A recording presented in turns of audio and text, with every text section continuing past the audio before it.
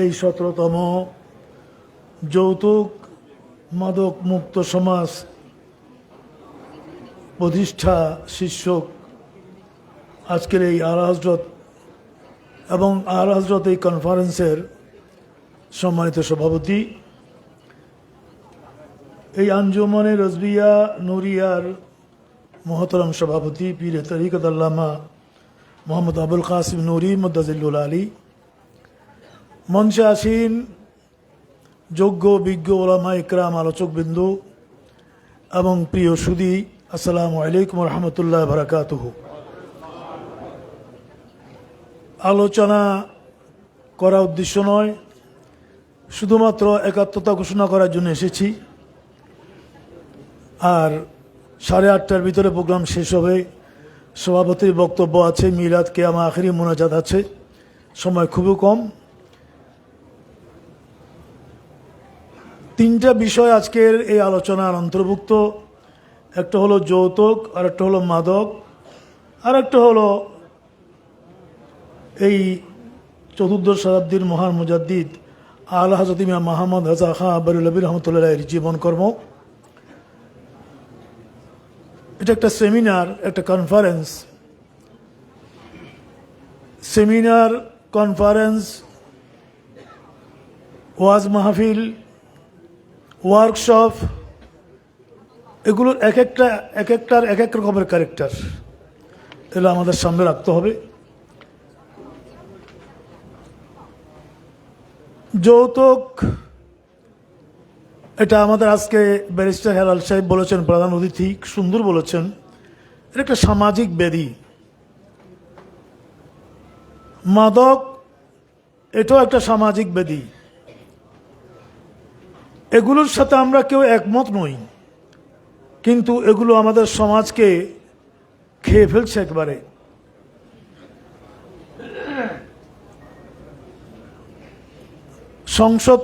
সংসদের আলোচনা তো এখন শুনতে গেলে কানে হাত দিতে হয়, এমন সংসদ জাতি পেয়েছে। এরপরও মাঝে মধ্যে দেখতে হয় আমরা রাজনৈতিক কর্মী হিসাবে সরকারি দলেরই একজন সিনিয়র লেভেলের নেতা, প্রবীণ নেতা গয়েশ্বর রায়, উনি একদিন আলোচনা করলেন যে সমাজ যে মাদকাসক্ত এবং ইয়াবা সহ মাদকতার যতগুলো উপকরণ সবগুলোই আসে আমাদের স্বরাষ্ট্রমন্ত্রীর বাড়ির আশেপাশ দিয়ে। বলছে না এটা শুনে স্বরাষ্ট্রমন্ত্রীও কোনো নারাজ নাখুশন নেই, উনিও হাসতেছেন। কথাটা কিন্তু খুব প্র্যাগমেটিক, খুব বাস্তবতা। কথাটাকে আমি সে জায়গায় আবদ্ধ রাখতে চাই না, বরঞ্চ এটা এদিকে ইঙ্গিত বহ যে আমরাই এগুলোর বিরুদ্ধে কথা বলি, আবার আমরা যারা সমাজ পরিচালনা করি, সমাজের ত্রুটি আমরা যাদের হাতে, আমরা এগুলোকে সুযোগ দেই। এখানেই হচ্ছে সমস্যা। আমাদের নুরি সাহেব কেবলা সমাজকে সচেতন করেছেন, উনি অনেক সফল হয়েছেন। এখানে ওনাদের যে প্রস্তাবনাগুলো, এর শেষে দেখলাম যে 10,000 যুবক যুবতী যৌতুকবিহীন বিবাহে আবদ্ধ হয়েছে। কত? 10। এটা একটা মেসেজ। থ্যাঙ্কস, এটা একটা মেসেজ, দারুণ বিষয়। তুমি যৌতুক ছাড়া করছো? এখানে বিয়ে শাদী করে না এরকম আছে নাকি? আচ্ছা আচ্ছা আচ্ছা, এখানে তো অনেক আছে। হ্যাঁ, এভাবে যদি বিয়ে করো তাহলে ওই সংসারে, ওই পরিবারে আল্লাহ পাক রব্বুল আলামিনের রহমত আসবে। বাস, এটা এখানে শেষ করি। তো উনি তো সচেতন করছেন, কিন্তু এর সাথে আমাদের দেশের প্রশাসনকে এ বিষয়ে যথাযথ আইন আছে, শরীয়তের আইনও আছে, সামাজিক রাষ্ট্রীয় আইনও আছে। এই আইনগুলো যদি সাথে সাথে ইমপ্লিমেন্ট না হয়, বাস্তবায়ন না হয়, তাহলে আন্দোলনকে কামিয়াব করা বড় কঠিন হয়ে যায়। আমরা আহলে সুদল জামাত ক্ষমতায় যাওয়া ছাড়া এই আইনগুলোকে বাস্তবায়ন কেউ করবে না, কারণ ওদের বাড়িঘরের পাশে দিয়েই তো এগুলো আসে।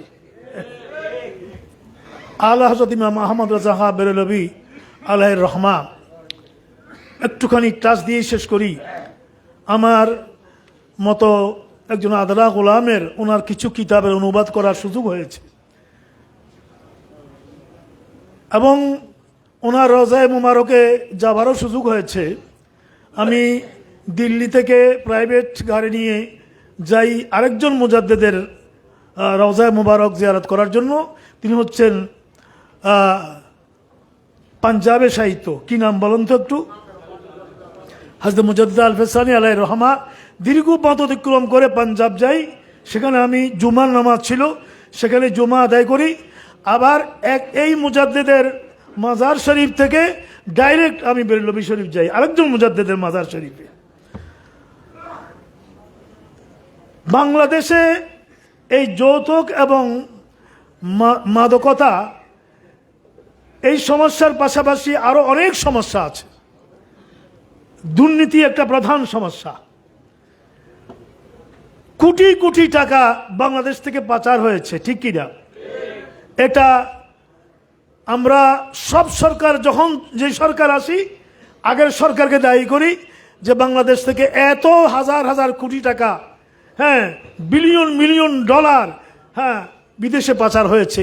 কিন্তু আজ পর্যন্ত এগুলো ফেরত আনার বা পাচার না হওয়ার কোনো সিস্টেম এই আমাদের বাংলাদেশ আবিষ্কার করতে পারে নাই, ঠিক কিনা?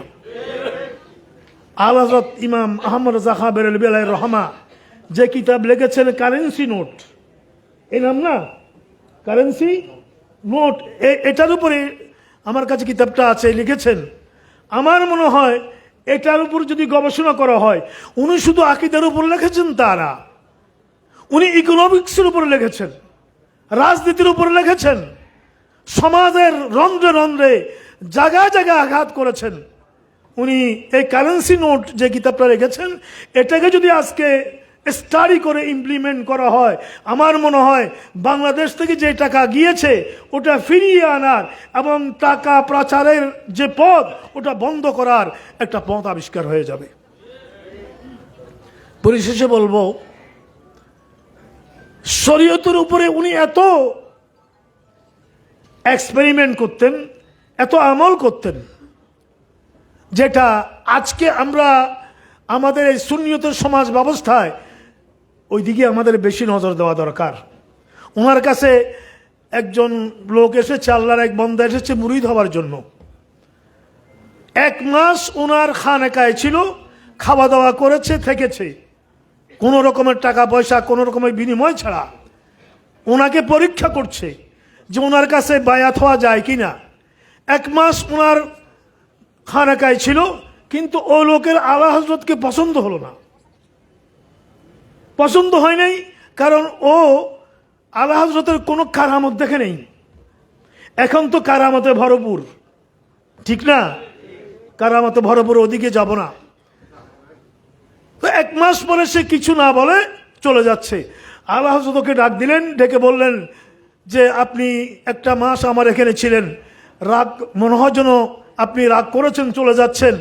আমার মনে হয় আপনি মনে কোনো ব্যথা পেয়েছেন, এসেছেন কি জন্য, এইভাবে কেন চলে যাচ্ছেন?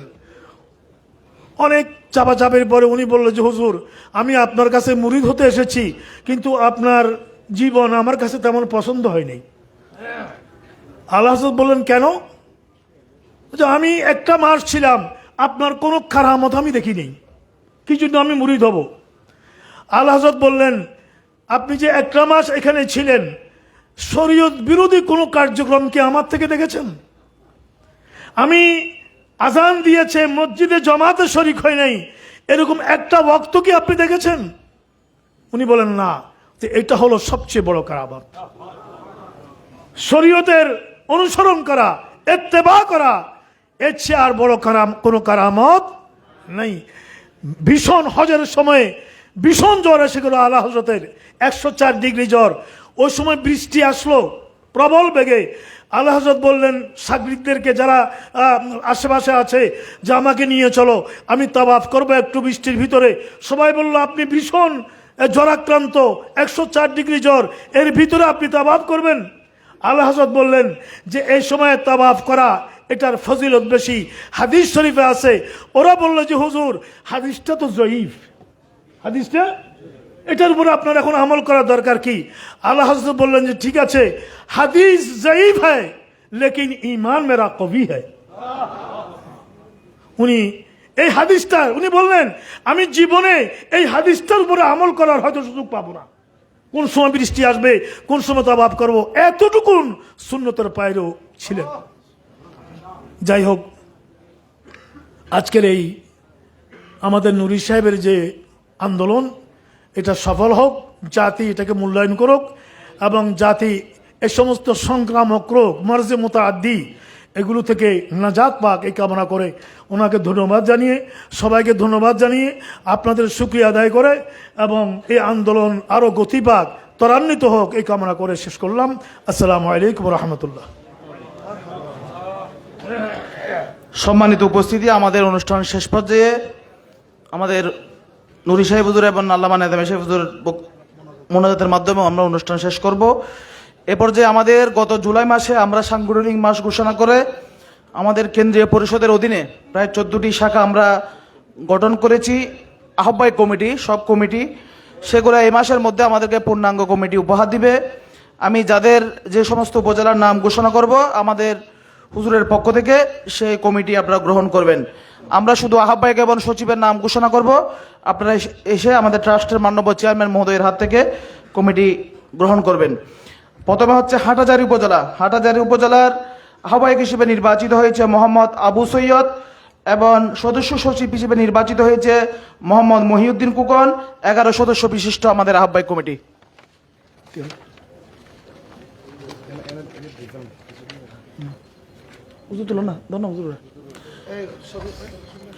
প্রস্তুত থাকবে আনোয়ারা উপজেলা।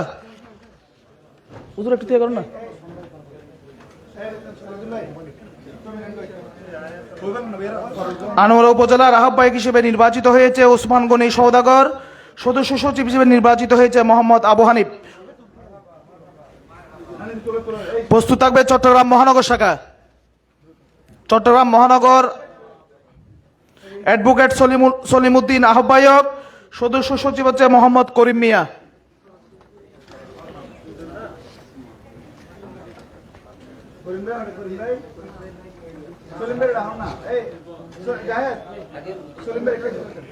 এরপর প্রস্তুত থাকবে চন্দনাইশ উপজেলা। আহ্বায়ক মাওলানা মোহাম্মদ হারুন রশিদ। সদস্য সচিব মোহাম্মদ আরমান। 7 সদস্য বিশিষ্ট আহ্বায়ক কমিটি। এরপর প্রস্তুত থাকবে পটিয়া উপজেলা পশ্চিম।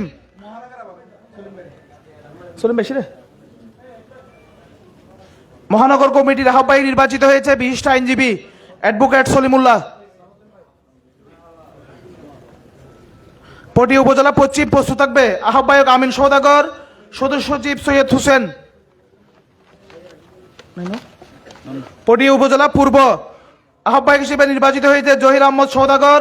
সদস্য সচিব হিসেবে নির্বাচিত হয়েছে নুরুল আলম রুবেল।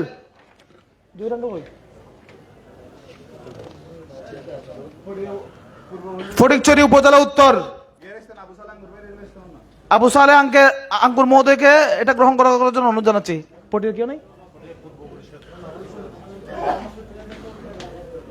ফটিকছড়ি উপজেলা উত্তর আহ্বায়ক মোহাম্মদ নাইমুদ্দিন। সদস্য সচিব ইমরান হোসেন। ফটিকছড়ি উপজেলা উত্তর, যেটা বুসপুর থানা ছিল আগে, এটা এখন সরকারের পক্ষ থেকে উপজেলা আলাদা হওয়ায় ফটিকছড়ি উত্তর উপজেলা দেওয়া হয়েছে। ফটিকছড়ি উপজেলা দক্ষিণ মাওলানা জাফর উদ্দিন কামালি। সদস্য সচিব মোহাম্মদ সেলিম উদ্দিন। ফটিকছড়ি উপজেলা দক্ষিণ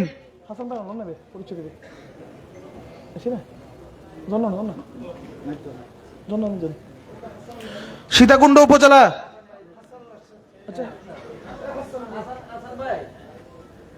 সীতাকুণ্ড উপজেলার মোহাম্মদ মুবারক হোসেন আহ্বায়ক। মোহাম্মদ আলী আকবর সদস্য সচিব।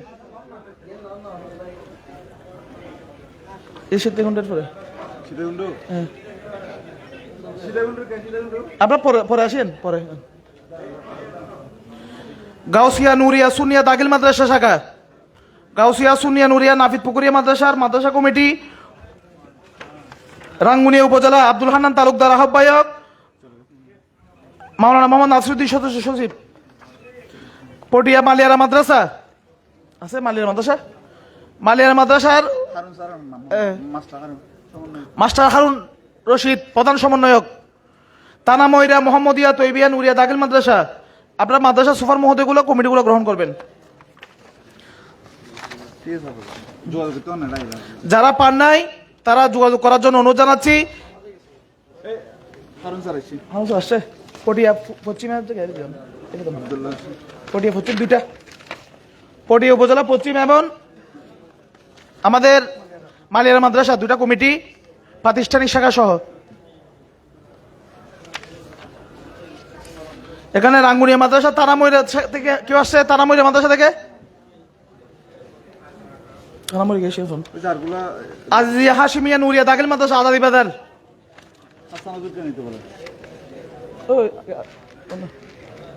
আজাদি বাজার মাদ্রাসা শাখা। আলহামদুলিল্লাহ, আমরা গত জুলাই মাসের মধ্যে 14টি কমিটি আমরা গঠন করেছি। আমরা আশা রাখছি আগস্টের মধ্যে আপনারা পূর্ণাঙ্গ কমিটির জন্য প্রস্তুতি নিয়ে একটি শক্তিশালী আমাদের ইউনিট কমিটি গঠন করবেন ইনশাল্লাহ। এরপরে আমরা ঢাকা কমিটি, কুমিল্লা জেলা, সিলেট জেলা সহ আমরা ইনশাল্লাহ ইতিমধ্যে আমরা হাত দিয়েছি। আমরা অতি দ্রুত বাংলাদেশের প্রত্যন্ত অঞ্চলে ইনশাল্লাহ আমরা জেলা কমিটি এবং প্রাতিষ্ঠানিক শাখার মাধ্যমে রোজবিয়া নুরিয়া কমিটিকে আমরা ইনশাল্লাহ তৃণমূলে আমরা পৌঁছে দিব। আমরা আজকে অনেকে এখানে এসেছি যারা রোজবিয়া নুরিয়া কমিটির মধ্যে অন্তর্ভুক্ত হয়নি। আপনারা এই কমিটিতে অন্তর্ভুক্ত হতে পারবেন, যদিও বা সেটি তরিকতের সংগঠন, কিন্তু এই সংগঠনের আমাদের কাজ সামাজিক আন্দোলন। আমরা যৌতুকের বিরুদ্ধে, মাদকের বিরুদ্ধে আন্দোলন সহ বাংলাদেশের মানবিক কর্মকাণ্ডে আমরা জড়িত রয়েছি এবং এই সংগঠন অতি দ্রুত সময় ইনশাল্লাহ গণপ্রজাতন্ত্রী বাংলাদেশ সরকারের একটি জাতীয় শ্রেষ্ঠ সংগঠন হিসেবে ইনশাল্লাহ নির্বাচিত হবে। আপনারা দোয়া রাখবেন।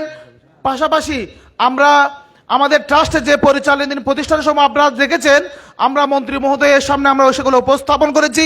আমরা যে উপজেলায় আছি আমরা চেষ্টা করব হুজুরের যে প্রতিষ্ঠানগুলো যে উপজেলায় প্রতিষ্ঠিত হয়েছে আমরা সর্বাত্মক সহযোগিতা করার জন্য আমরা চেষ্টা করব ইনশাল্লাহ। এ পর্যায়ে সংক্ষিপ্ত বক্তব্য রাখবেন আজকের এই মহতী অনুষ্ঠানের সম্মানিত আলোচক, ঐতিহ্যবাহী সিফাতলি গাউসিয়া মইনিয়া কামিল মাদ্রাসার সম্মানিত প্রধান মুফাসসির, আহলে সুন্নাত ওয়াল জামাত কেন্দ্রীয় পরিষদের সম্মানিত কো চেয়ারম্যান হযরতুল হাস আল্লামা গাজী মোহাম্মদ শফিল আজম নাদামি মাদাজিল্লুহুল আলী। সুপ্রিয় সুধী, আপনাদেরকে একটি আমাদের আজকের অন্যতম অতিথি হুজুর আল্লামা অধ্যক্ষ জয়ন আবেদিন জুবাইর হুজুর একটি দাওয়াত দিচ্ছেন। আগামী 15ই আগস্ট এই হলে আঞ্জুমানে খুদ্দামুন নাসের উদ্যোগে দরসে হাদিস মাহফিল অনুষ্ঠিত হবে। এখানে আল্লামা নুরি হুজুর সহ সমস্ত ওলামায়ে কেরাম থাকবেন। আপনারা যারা পারেন অবশ্যই আসবেন। ধন্যবাদ।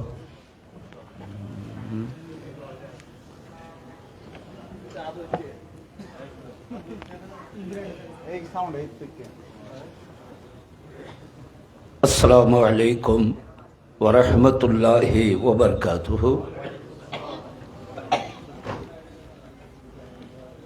নাহমাদুহু ওয়া নুসাল্লি ওয়া নুসাল্লিমু আলা হাবিবিহিল কারীম, আম্মা বাদ।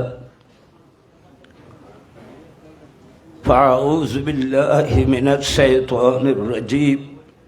বিসমিল্লাহির রহমানির রহিম। উলাইকা কাতাবা ফি কুলুবিহিমিল ঈমানা ওয়া আইয়াদাহুম বিরূহিম মিনহু। সাদাকাল্লাহু মাওলানাল আযীম ওয়া সাদাকা রাসূলুহুন নবিয়্যুল হাবিবুল আমিনুল কারীমুর রউফুর রহিম। আম্মা বাদ। আজকের এই আজিমুস শান কনফারেন্স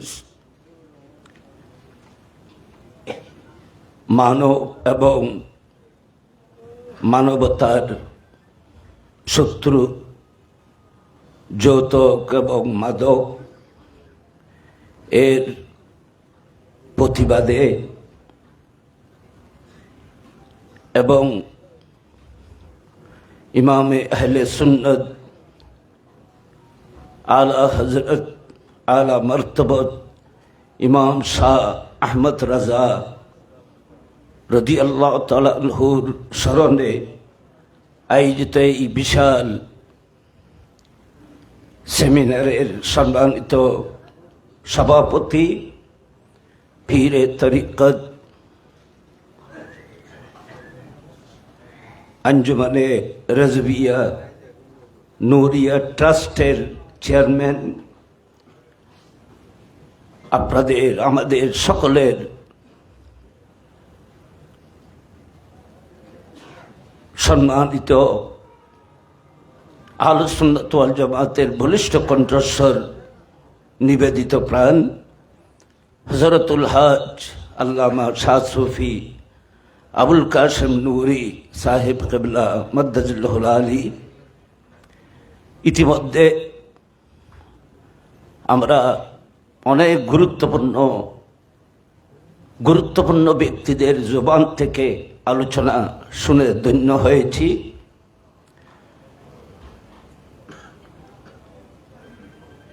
যৌতুক এবং মাদক এগুলো যেহেতু মানুষ এবং মানবতার শত্রু,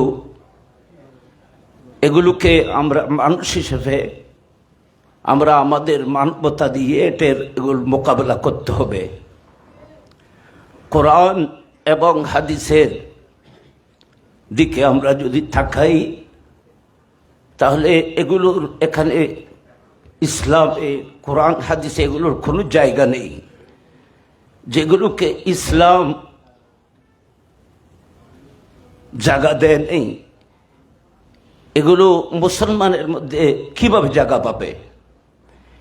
এই সচেতনতা আমরা আমাদের মাঝে সৃষ্টি করতে হবে। এ কথা সত্য,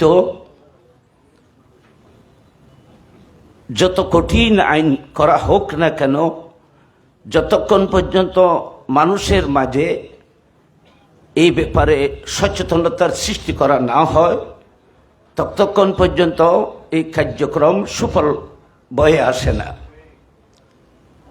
সেজন্য কোরআন শরীফের মধ্যে আল্লাহ পাক সবসময় অনেক জায়গার মধ্যে শুধু ইত্তাকুল্লাহ বলেছেন, আল্লাহকে ভয় করার কথা বলেছেন। যতক্ষণ পর্যন্ত মানুষের অন্তরের মধ্যে আল্লাহর ভয়, ইসলামের মূল আদর্শগুলো, মানুষের আদর্শের সেই সিস্টেমগুলো মানুষের মধ্যে সৃষ্টি করা যাবে না, ততক্ষণ পর্যন্ত এগুলোকে বাস্তব করা অনেক কঠিন হয়ে যাবে। তো আমি কথা লম্বা আলোচনা করার সুযোগ নেই।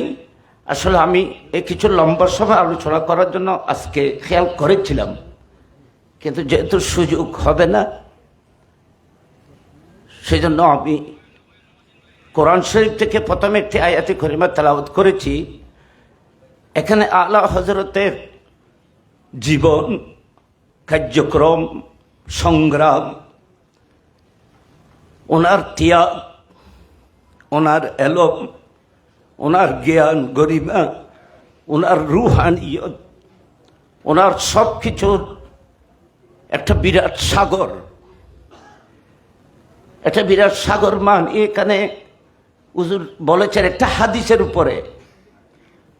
আলা হযরত একদম সাডেনলি তাড়াতাড়ি এমন একটা উত্তর দিয়েছেন যে উত্তরের কোনো জবাব দেওয়া সম্ভব হয় নাই। আমরা যে কিতাব আলা হযরতের দেখতেছি, যেটাকে আল আতায়া নববিয়া ফিল ফাতাওয়ার রাজবিয়া বলা হয়, সেই কিতাবের মধ্যে উনি 1286 হিজরি থেকে 1240 হিজরি পর্যন্ত, 1340 হিজরি পর্যন্ত উনি যতগুলো প্রশ্নের উত্তর, সওয়ালের জবাব উনি দিয়েছেন, সব কিছু কিন্তু সংরক্ষণ হয় নাই। তার মধ্য থেকে আংশিক সংরক্ষণ হয়েছে, যেটার নাম আল আতায়া নববিয়া ফিল ফাতাওয়ার রাজবিয়া। এটা বর্তমান মার্কেটের মধ্যে নতুন যে এডিশন, এটার মধ্যে প্রায় 30 ভলিউম, 30 খণ্ড, এখন 32 খণ্ড হয়েছে। এই 32 খণ্ডের কিতাবটি, সেই কিতাবের মধ্যে 206টি কিতাব আছে। সেই কিতাবের মধ্যে ভিতরেও 206টি ছোট বড় রেসাল আছে, কিতাব আছে। এক একটি কিতাব এক একটি বিষয়ের উপরে তিনি সাগর দরিয়া করে দিয়েছেন। এখানে ফতোয়ার সংখ্যা 6847টি। ফতোয়া রেজভিয়া শরীফের মধ্যে ওনার ফতোয়া সওয়ালাতের জবাবের সংখ্যা 6847টি। এক একটি সওয়ালের উত্তরে আমি সেদিন সফরে যাওয়ার সময় আল্লাহ হযরতের শুধু মুকদ্দমার একটি জিনিস দেখেছিলাম, সেটা হলো উযু করার পরে রুমাল ব্যবহার করা যাবে কিনা। উযু করার পরে এই উযুর পানিগুলো মোচন করার জন্য রুমাল ব্যবহার করা যাবে কিনা। এই প্রসঙ্গে আমি ওনার এই বিষয়টি জবাবটি যখন আমি দেখলাম, তখন আমার মনে হলো আমি একজন মক্তবাদে ফুরকানিয়া ছাত্রের মতো লেগেছে।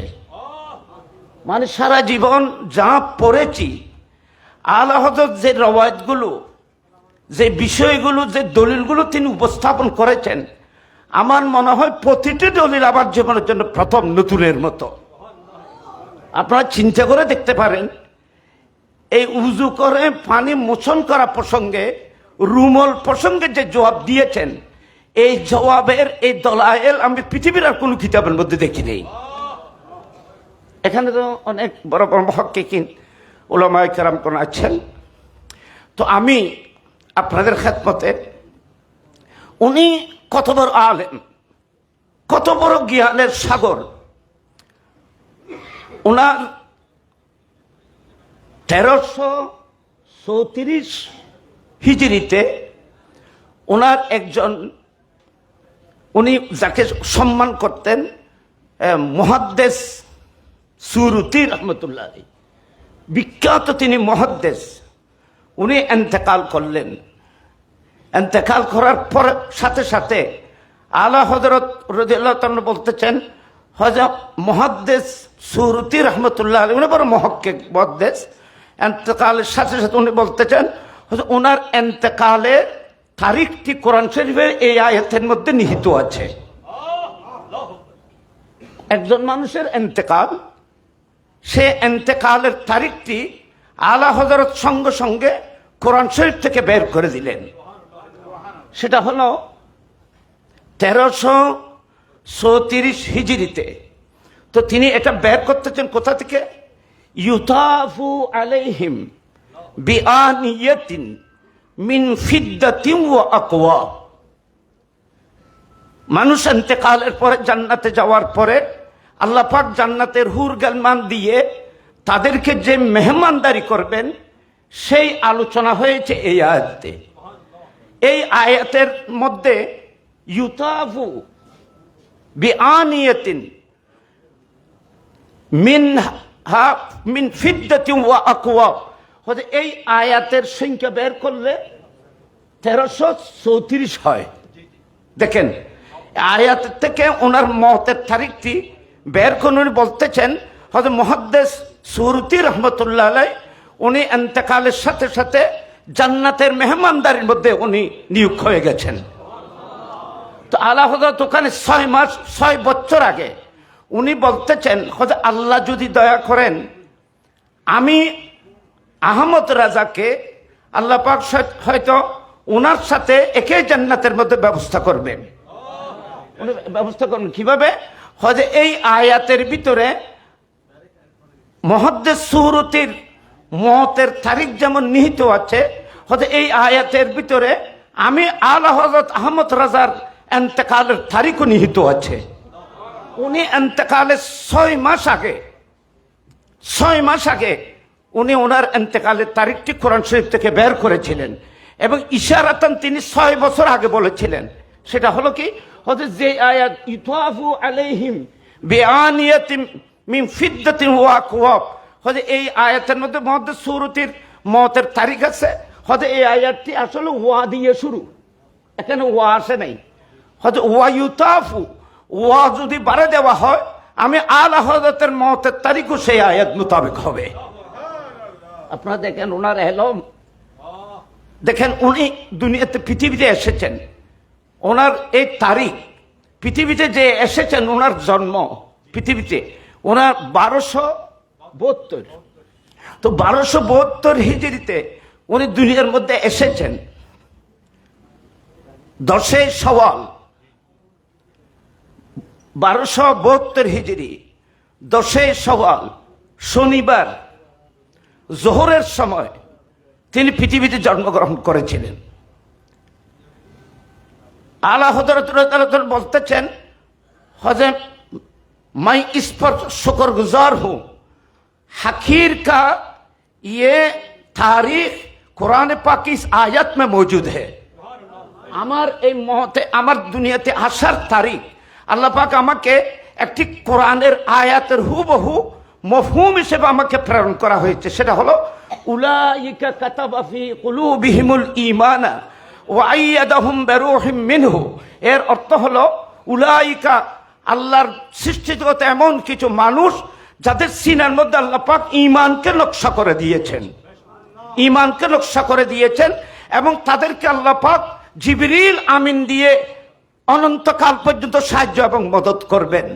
এই আয়াতের মধ্যে যে অর্থ, যে মফহুম, যে মুরাদ, আলা হযরত বলতেছেন আল্লাহ আমাকে সেই নিয়ামতে অধিকারী করে এই পৃথিবীর মধ্যে প্রেরণ করেছেন, সেজন্য ওনার জন্মের তারিখ 1272।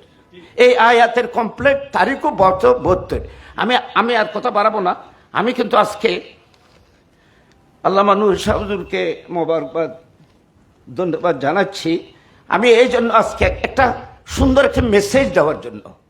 আলা হযরত আমরা ওনার জীবন যদি আলোচনা করি শেষ করা যাবে না, কিন্তু আলা হযরতের লাস্ট জীবনের কিছু অংশ আমি আপনাদের কাছে খেদমতে তেলাওয়াত করব, পাঠ করব, শুধু বলবো, যেগুলো আপনারা আপনাদের জীবনে বাস্তবায়ন করার জন্য চেষ্টা করলে আপনি দুনিয়া আখিরাত দুনো জাহানের মধ্যে ধন্য হবেন।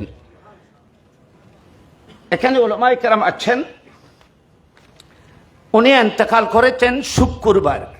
কি বার? শুক্রবার ছিল। বেরেলি শরীফের সময় মোতাবেক বরাবর 2:38 আলা হযরতের আখেরি নিঃশ্বাস ত্যাগ করেন। 2টা জোহরের সময় যখন চতুর্দিকে জুমার নামাজ চলতেছিল, সেই 2টার সময় 2:38 বেরেলির হিসাবে, আর পাকিস্তানের হিসাবে 2:08 সময় আলা হযরত রাদিয়াল্লাহু আখেরি নিঃশ্বাস ত্যাগ করেন। তো আমি আপনাদের খেদমতে শুধু, যেহেতু এটা আলা হযরতের সেমিনার, আলা হযরত থেকে আমরা কি নিলাম, কি পেলাম, সেটার জন্য আমি আপনাদের খেদমতে আলা হযরত জীবনের লাস্টের কিছু বাণী, লাস্টের কিছু নসিহত, লাস্টের কিছু মেসেজ যিনি আমাদেরকে দিয়ে গেছেন, সেগুলো আমি আপনাদের খেদমতে সংক্ষিপ্ত সময়ে পেশ করছি। এগুলো আপনি আপনার জীবনে বাস্তবায়ন করবেন। আলা হযরতের সেমিনারে এসেছেন, কিছুক্ষণ আমরা আলোচনা করলাম, আপনারাও কষ্ট করে বসলেন, অনেক দূর দরাজ থেকে এসেছেন।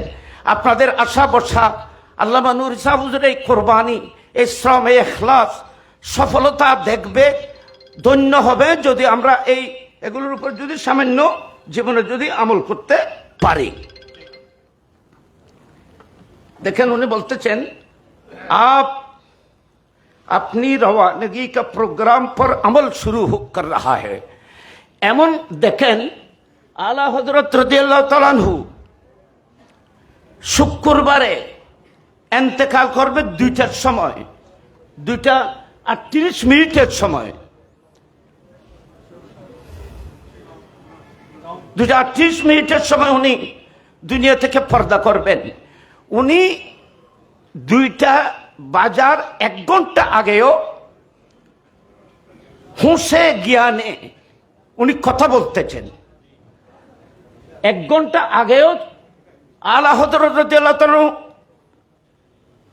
কোন ধরনের এন্তেকালের করার কোনো নমুনা। আগে অসুস্থ ছিলেন, কিন্তু এন্তেকালের আগে তিনি পূর্ণ একদম সুস্থ হয়ে গেছে। ওনার অনেক ভক্তরা ওনার এই সুস্থতা দেখে অনেকে স্বস্তি পেয়েছিলেন যে আলা হযরতুল্লাহ তাআলা আমার যারা বই করেছিলাম, আলহামদুলিল্লাহ উনি ভালো হয়ে গেছে, উনি সুস্থ হয়ে গেছেন। এন্তেকালের 1 ঘন্টা আগে তিনি সুস্থ হয়ে গেছেন। একটু আপনারা এগুলো মনে রাখবেন, এগুলো আপনার জীবন, আমাদের জীবনের জন্য অনেক বড় নিয়ামত। তিনি প্রথমে ওনার বেটা মুফতি আজম হিন্দ, যাকে মুস্তাফা রেজা রাদিয়াল্লাহু তাআলা বলা হয়, ওনার বেটা, ওনাকে ডেকে বললেন যে আমার যত সম্পদ, যত জায়গা জমিন, আমার যত কিছু সম্পদ আমার কাছে আছে, যে এগুলো আমি এন্তেকালের পূর্বে তোমাদের ভাইদের মধ্যে আমি বন্টন করে দিতে চাই, হয়তো এই সমস্ত দৌলতকে তিনি, ওনার যা আছে আর কি, সমস্ত জায়েদাতকে তিনি 4 ভাগ করে 3 ভাগ উনি ওনার ছেলে মেয়েদের মধ্যে বন্টন করে দিলেন। এখান থেকে আপনাদের যে আমাদের জন্য শিক্ষা হলো, আমরা দুনিয়া থেকে যাওয়ার আগে আমাদের ছেলে মেয়েদের হুকুকাত যেন ক্লিয়ার করে দিয়ে যাই। আল্লাহ হযরত বলতেছেন, আমি সেই 1/3 1/4 আমি আল্লাহর রাস্তার মধ্যে অক্ষ করে গেলাম। 4 ভাগ করে 1 ভাগকে আমি আল্লাহর রাস্তার মধ্যে অক্ষ করে গেলাম। এগুলো অনেক লম্বা আলোচনা, যেহেতু সংক্ষেপ সময়। উনি বলতেছেন এন্তেকালের পর, তারপর উনি বলতেছেন সময়ের মধ্যে, আমি যেটা আপনাদের কাছে তুলে ধরতে চাইতেছি, উনি বলতেছেন এন্তেকালের পূর্বক্ষণে উনি ওনার সামনে, ওনার জীবনের মধ্যে উনি যত কাজ করতেন, সময়ের থেকে একটু এদের উদের করতেন না। সবসময় গড়ি থেকে ঠাইন দেখে সব কামগুলো তিনি ইন্তজাম করতেন, এদের উদের তিনি করতেন না। তিনি যখন এন্তেকালের খুব সম্মুখীন যখন হয়ে গেছে, দেখেন শুরু নজা সে কুছ কবল ফরমায়া, এন্তেকালের পূর্বক্ষণে তিনি বললেন, কাঠ, বাবা একটু খেয়াল করেন, কাঠ, লেফাফে, রুপিয়া, পয়সা, कोई तस्वीर इस दालान में न रहे। আমার ঘরের মধ্যে, আমার ঘরের মধ্যে এন্তেকালের পূর্বে কোনো টাকা, কোনো পয়সা, কোনো লেফাফা, মানে ওই সিটির লেফাফার মধ্যে আবার সরকার এখানে ফটো আছে, টাকা পয়সা লেফাফা, কোন ধরনের তসবির, আমরা শুধু এগুলো শুনলে হবে না, এগুলো আমল করতে হবে। কোন ধরনের তসবির, পিকচার, ফটো যেন আমার ঘরের ভিতরে যেন না থাকে। দেখেন, কোন ফটো যেন আমার ঘরের মধ্যে না থাকে। তারপর বলছেন, জব জুনুব হায়েজা না আনে পায়ে, এখানে কোনো গোসল ফরজ হয়ে যায় জন্য কোনো ব্যক্তি অথবা কোনো পিরিয়ডজনিত কোনো নারী আজকের মতো আমার এই ঘরের মধ্যে আসতে পারবে না, কারণ ওনার এন্তেকালের সময়। তাহলে আপনারা কি বুঝতে পারতেছেন? এখানে কোনো পিকচার থাকতে পারবে না, কোনো ফটো থাকতে পারবে না। সামনে আছে বলতেছেন, আমার এখানে, আমার ঘরের এখানে কোনো কুত্তা আসতে পারবে না, কারণ রাসূল পাক সাল্লাল্লাহু আলাইহি ওয়াসাল্লাম বলেছেন, ওই ঘরের মধ্যে রহমতের ফেরেশতা আসে না, ওই ঘরের মধ্যে রাসূল পাক পিকচার হলে নবী আসে না। সেজন্য আল্লাহ বলতেছেন, আমার ঘরকে পরিষ্কার ক্লিয়ার করে দাও, কিছুক্ষণের ভিতরে রাসূল পাক আমাকে দেখতে আসবে। আল্লাহু আকবার বলেন, আল্লাহু আকবার, আমাকে দেখতে আসবে, রাসূল পাক তশরিফ আনবেন। সেই জন্য এগুলোকে সব পরিষ্কার করে দাও। এগুলো আপনারা, আমরা আমাদের জীবনের জন্য আমল করতে পারি। সূরা ইয়াসিন, আল্লাহ হযরত বলতেছেন, সূরা ইয়াসিন, সূরা রাদ বা আওয়াজ বুলন্দ পড়তে যায়। আমার ইন্তেকালের সময় সূরা ইয়াসিন এবং কোরআন শরীফের সূরা রাদ যেন বড় আওয়াজে যেন পড়া হয়। কলমায়ে তৈয়বা সিনা পর দম আনে তক, সিনার মধ্যে আখেরে নিঃশ্বাস আসার আগ পর্যন্ত আমার পাশে বসে কলমায়ে তৈয়বা বড় আওয়াজে, সুন্দর আওয়াজে যেন পাঠ করতে থাকেন। বড় সুন্দর কথা আছে সামনে। कोई चिल्ला कर বাত না করে, আমার ইন্তেকালের মুহূর্তে এখানে কেউ বড় আওয়াজ করে যেন কথা বলা না হয়। এখানে আমার ইন্তেকালের মুহূর্তে বড় আওয়াজ করে কথা বললে গুস্তাখে শুধু আমার সাথে হবে না, যেহেতু আমি ইন্তেকালের পূর্ব মুহূর্তে আমার রসুল পাক তশরিফ আনবেন, এখানে যদি বড় করে আওয়াজ করে কথা বলা হয় তো লা তারফাউ আসওয়াতাকুম ফাওকা সাওতিন নবী, নবীর এখানে বড় করে আওয়াজ করে কথা বলা নিষেধ। হায়াতুন নবী আমার কাছে আসবে, আমাকে বুকে তুলে নেওয়ার জন্য আসবে, এখানে বড় আওয়াজ করে কথা বললে বেয়াদবি হবে। কেউ যেন এখানে বড় করে আওয়াজ যেন না করো। রোনেওয়ালা কোই বাচ্চা মকান মে না আয়ে, ছোট কোনো বাচ্চা যারা কাঁদবে তারা যেন না আসে।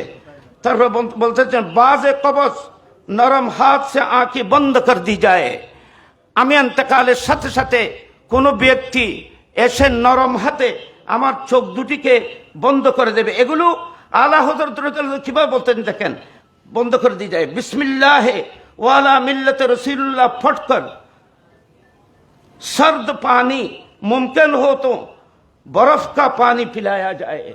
যদি বিসমিল্লাহ ওয়ালা মিল্লাতে রাসূলুল্লাহ এই দোয়া পরে পরে আমার মুখের মধ্যে ঠান্ডা পানি এবং প্রয়োজন যদি সুযোগ হয় বরফের পানি আমার মুখের মধ্যে তোমরা দিতে থাকবে।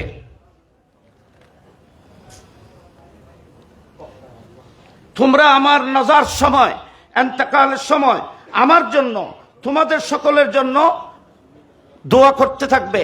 এখানে আমি অনেক আলোচনা সেগুলো করছি না, সংক্ষেপে বলছি করবে। এবং আমার ইন্তেকালের পরে আমার জানাজা উঠানোর সময় খবরদার কেউ কোনো কান্নাকাটি করবে না, আমার ঘরের মধ্যে যেন কোনো কান্নাকাটি না হয়, এগুলোর দিকে তোমরা সজাগ দৃষ্টি রাখবে। বলতেছেন আমি কবরে যখন রাখা হবে তখন কবরের মধ্যে রাখার সময় এই দোয়াটি পরে বিসমিল্লাহ ওয়ালা মিল্লাতে রাসূলুল্লাহ বলে আমাকে কবরের মধ্যে রাখবে। সুবহানাল্লাহি ওয়া আলহামদুলিল্লাহ ওয়া লা ইলাহা ইল্লাল্লাহ আল্লাহু আকবার, এটা পড়বে। আল্লাহুম্মা সাব্বিত উবাইদাকা হাযা বিল কওলি সাবিত, এই দোয়াটি পরে আমাকে কবরের মধ্যে রাখবে। এটা পরে আমাকে কবরের মধ্যে রাখবে, কবরে রাখবে। এবং উনি বলতেছেন আমাকে কবরে দফন করার পরে, আমাকে কবরে দফন করার পরে আমার কবরের পাশে, উনি নির্ধারিত করে বলছেন আমার কবরের পাশে দাঁড়িয়ে, আমার কবরের পাশে দাঁড়িয়ে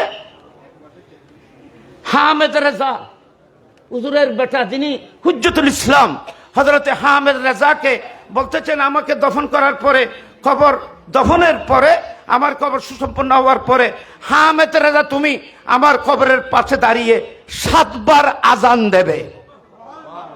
আমার কবরের পাশে দাঁড়িয়ে তুমি 7 বার আজান দেবে এবং 3 দিন পর্যন্ত আমার কবরের মধ্যে কোরআন শরীফ তেলাওয়াতের ব্যবস্থা করে দেবে এবং প্রত্যেক দিন আমার মুওয়াজাহা সামনের দিকে এসে দরুদ শরীফ সালাতু সালাম কিয়াম ও মিলাদ করবে।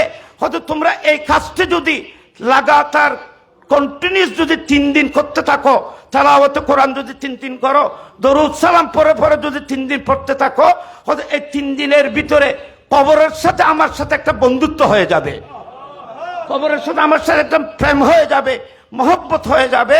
এই 3 দিন পরে তোমাদেরকে রুখসত দেওয়া হবে, তোমরা যতক্ষণ পারবে আমার জিয়ারতে আসবে। আমি আপনাদের খেদমতে শুধু এতটুকু বলতেছি, আলা হযরত রাদিয়াল্লাহু তাআলা আনহু আমাদেরকে যে শিক্ষাগুলো দিয়ে গেছেন, ওনার জীবনী আমাদের জন্য মডেল।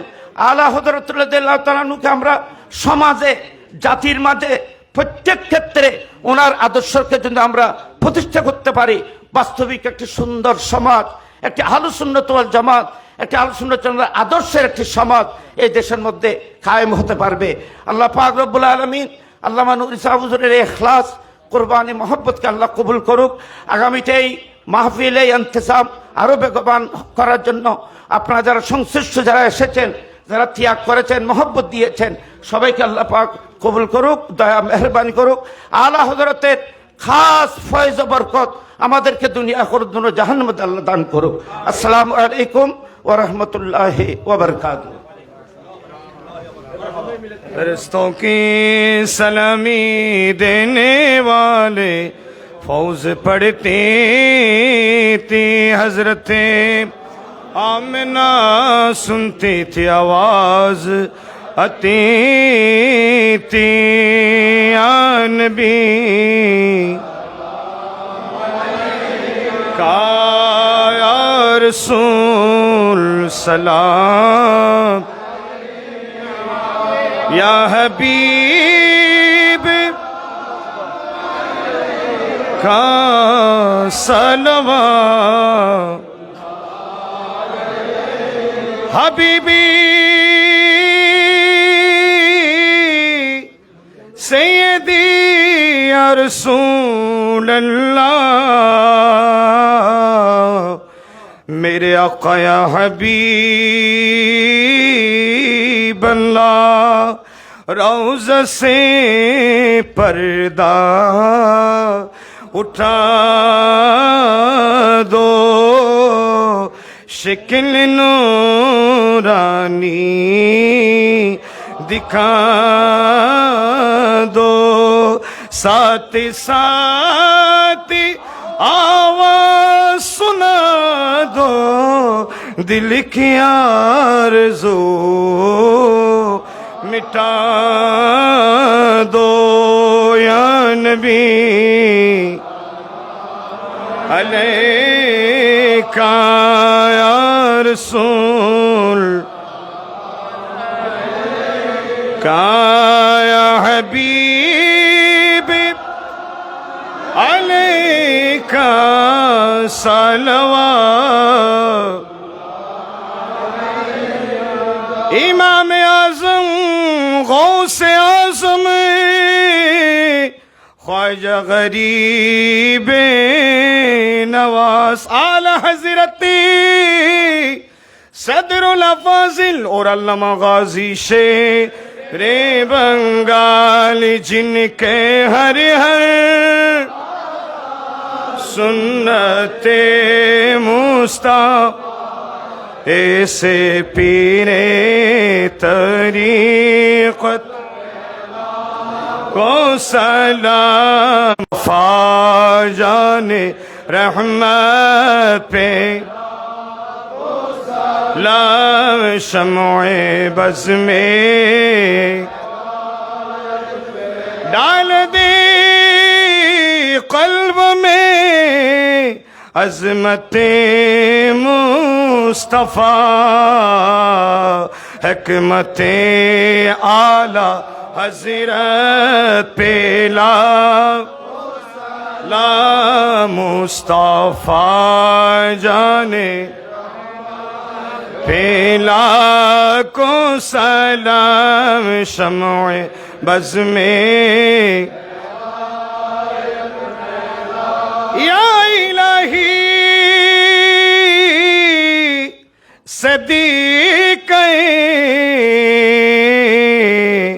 अहले बैत रसूल ए सलामी आज जाना हो कबूल मदीने के चाँद मदीने के चाँद मदीने के चाँद मदीने के चाँद बेहद सलाम बलगनुला बिकमालिही कशफत दुजा बिजमालिही हसनते जमीओ खिसालिही सल्लु अलैहि वालिही।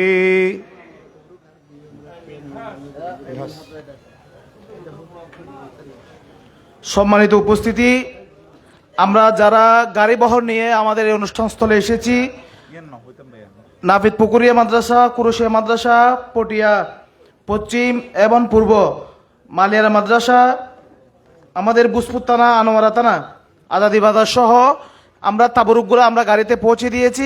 আপনারা গাড়ি থেকে তাবরুকগুলো গ্রহণ করবেন। আর গাড়ির বাইরে যারা আমরা এসেছি আপনারা একটু বসবেন, আমরা ইনশাল্লাহ সুচারুরূপে আপনাদেরকে সেগুলো দিয়ে দিব।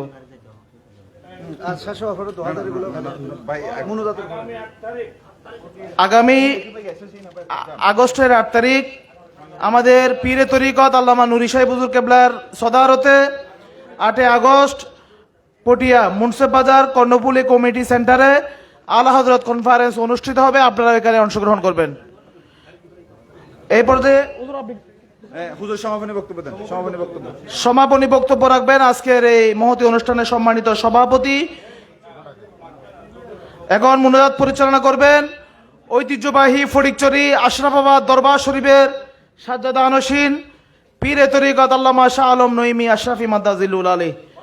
আপনারা যারা এসেছেন সবাইকে আমরা আবারও মুবারকবাদ, আপনাদের প্রতি কৃতজ্ঞতা জানাচ্ছি প্রস্তুতি কমিটির পক্ষ থেকে। মোনাজাতের পরে যারা গাড়ি নিয়ে এসেছেন আপনারা গাড়িতে চলে যাবেন, আর যারা গাড়ি ছাড়া এসেছেন আপনারা একটু বসবেন ইনশাল্লাহ।